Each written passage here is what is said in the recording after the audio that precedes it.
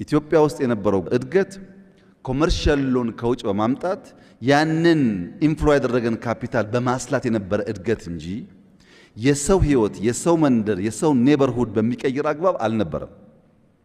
እዳ ነበረብን። ያ እዳ ደግሞ አስቸጋሪ የሚያደርገው ለምሳሌ ዩሮ ቦንድ ብንወስድ 1 ቢሊዮን የሚጠጋ ዩሮ ለኢትዮጵያ አበድረዋል። ገንዘባቸውን ሳይቀበሉ ቆይተው ባለፉት ጥቂት ዓመታት እንደሰማችሁት አንድ ጊዜ ያን 1 ቢሊዮን ክፈሉን አሉ። በአንድ በኩል ሪዘርቭ የለም ተመናምኗል። በሌላ በኩል ኤክስፖርት ደካማ ነው። ሳናስተውል ያመጣነው ሀብት ምን ላይ እንደዋለ ማናቀው ሀብት ደግሞ እዳ ክፈሉ ተብለናል። ይሄን አጣብቂ ለመፍታት የእዳ ሪስትራክቸር የምንለው ከፋይናንሻል ሴክተር ሪፎርም ተለይቶ ሊታይ አይችልም።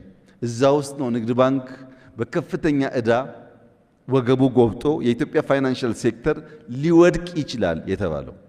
ያ እዳ በውጭ ብቻ ሳይሆን በሀገር ውስጥ ደግሞ ብንመለከት ለምሳሌ የኢትዮጵያ መብራት ኃይል ከሪፎርሙ በፊት 99% የኢትዮጵያ መብራት ኃይል እዳ ነበር።